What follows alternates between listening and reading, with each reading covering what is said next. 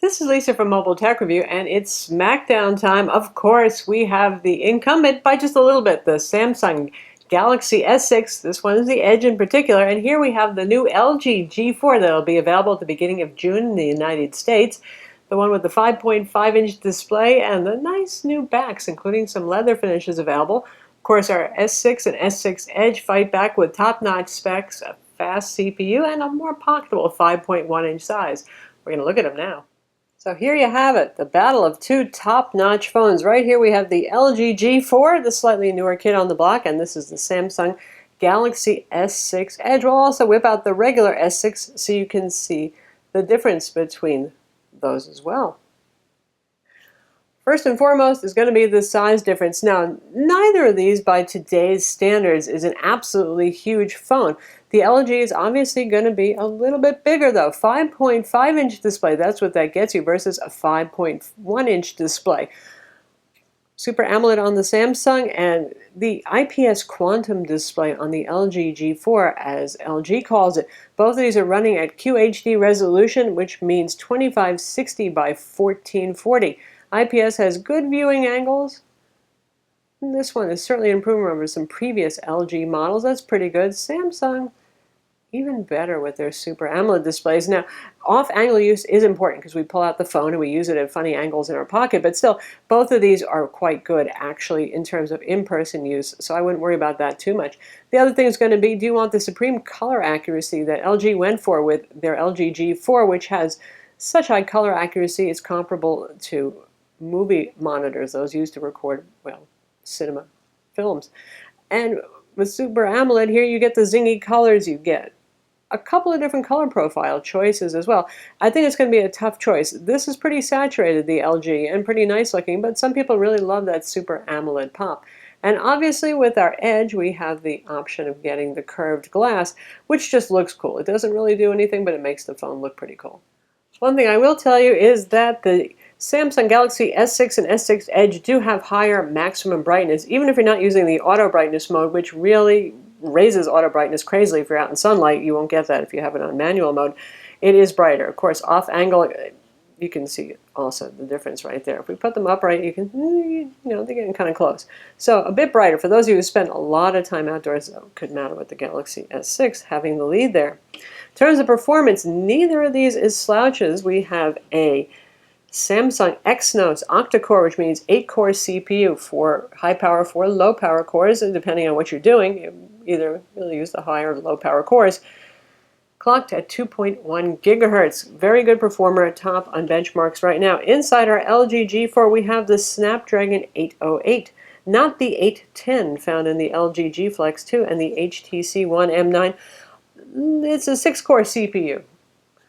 So, fewer cores. I mean, that's a lot of cores in a phone. Gosh, let's face it. That's a lot of clock speed right there. Which one benchmarks faster? It is the Samsung Galaxy S6. Is the divide wildly huge between them? No, no. And both of them are so fast that honestly you're going to have a hard time finding ways to overtax the CPUs on these. But still, for those who are specs mavens, and Android is largely about, well, specs, you know which one's going to be faster. It's going to be the Samsung in this case. Then there's the materials that are used to make these phones. As we know, Samsung made a big deal about their redesign. We have an all-glass design, glass on the front, glass on the back, metal on the sides, aluminum. It's a classy-looking phone. It's available in your choice of black, which is really kind of like a navy blue, or white, or gold. The LG is available in a couple of different materials. Here we have one of the leather back options. This particular color is exclusive to T-Mobile, but there are going to be 4 different color leather backs. Availability in each country, we don't know so much yet of each color. And there's also a faux metal back, which is made of plastic. I'm not sure that one's going to be the most popular choice. And also a ceramic back. So 2 different ways of handling something classy. Obviously, if you're worried about the fragility of glass front and back, well, you only have to worry about the front of the LG. And underneath here is your usual polycarbonate plastic for durability. Inside, both phones are running Android 5 Lollipop, technically 5.1 on the LG G4 being a little bit newer. They both have their respective custom UIs. Both Samsung and LG just kind of have a war for putting a lot of extra eye candy on top of Android. And they both started to tone it down with their latest phones because people were getting a little sick of all the muckety-muck on top of the UI. I kind of prefer the Samsung UI just a bit more because they've toned things down more than LG has. So LG is not too bad. They have their custom icons. Not my favorite choice of icons, but I am kind of an icon fanatic. For their settings over here, we have the linear view. Their default is a multi-tabbed view, which at least Samsung did away with, but you can hide it right here so it looks the same. And if we take a look at the Samsung, they too kind of have a fondness for squarish icons there, don't they? A little bit more close to stock Android. And if we want to take a look at our settings over here, here we have our quick settings up top and another linear view with a white background. So adhering to material design, both of them are. That's Google's color scheme for Android Lollipop, and not really so different. They both have their take on multitasking, two different ways of having a split window view. Honestly, on phones this small, I'm not sure how many folks use it. That's great for tablets and maybe even the biggest of phablets, but on these little screens, I don't use it that much. How do you do that? On the Samsung, you press the multitasking button, and anything that has a symbol like that, you can drop into split window view.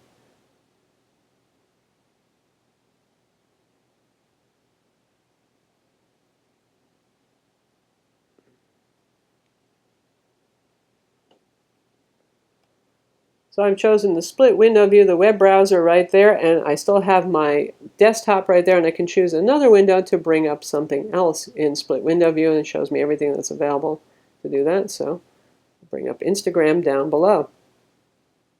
So how does it work on the LG? Well, it tells you right here when you hit the multitasking button. When the little window appears, you can use two windows by tapping the little symbol over there. So let's go crazy and pick something that's available. And we'll go with Gallery and Web Browser. So there you have it.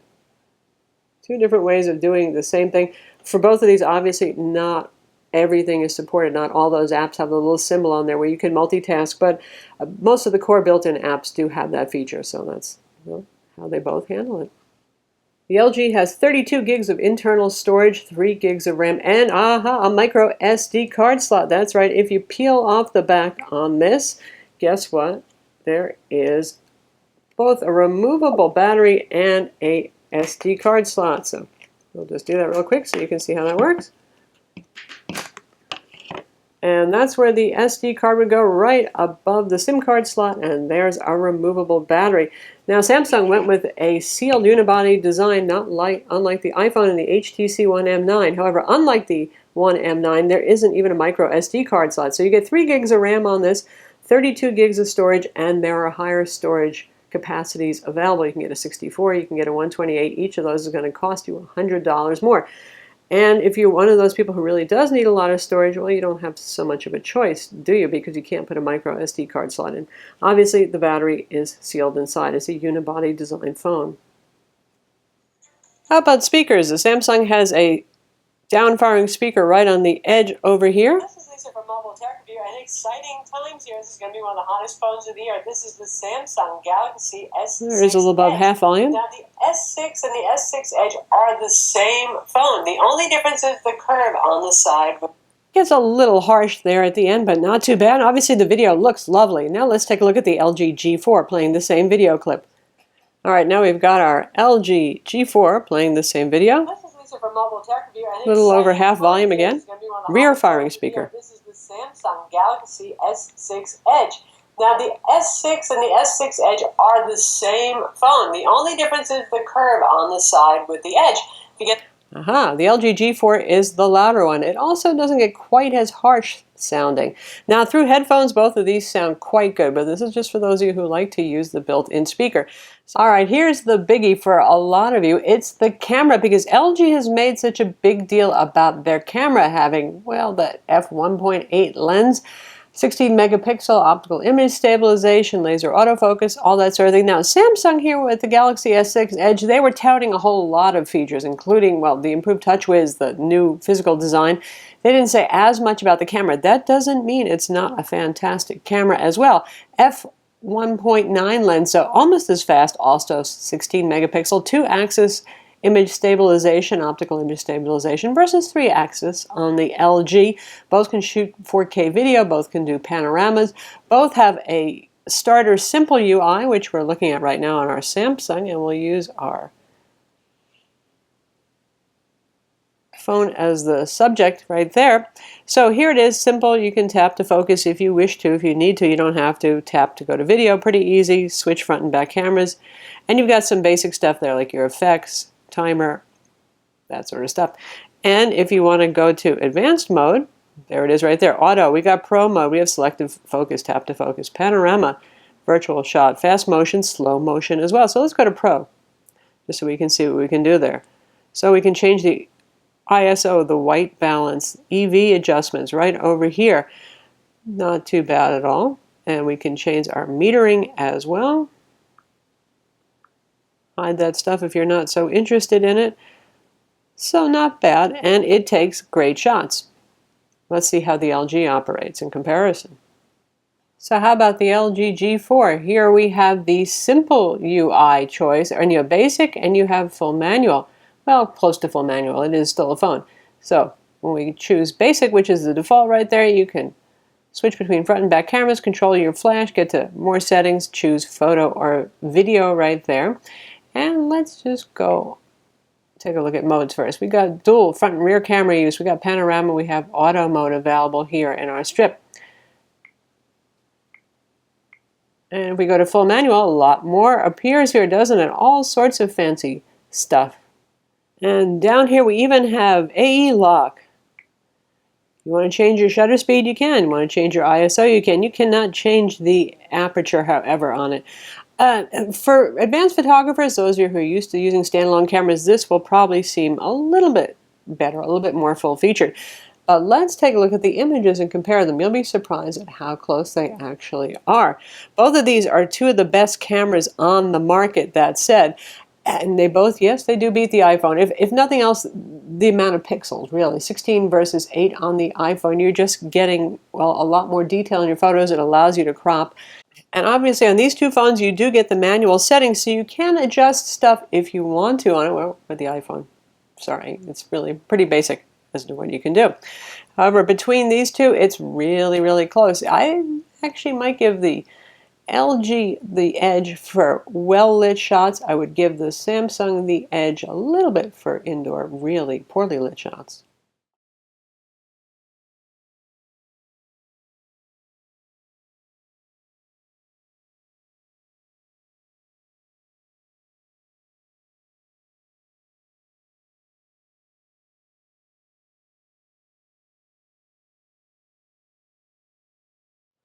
How about calling and data? Very similar UI here. They pretty much conform to the Android Lollipop convention for UI.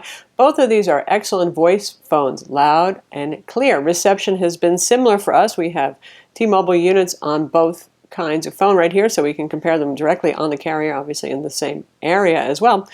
And data speeds for download also quite similar, which is generally speaking the case. Most phones these days, especially higher-end phones, they'll all test about the same when it comes to LTE data speeds.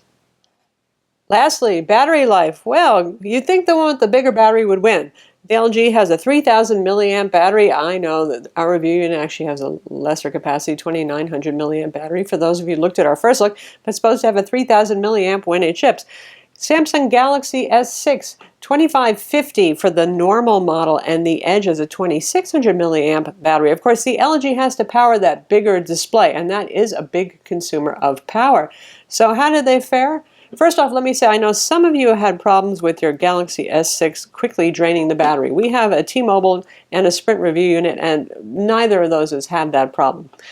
That said, neither of them is super stunning when it comes to battery life, to be honest.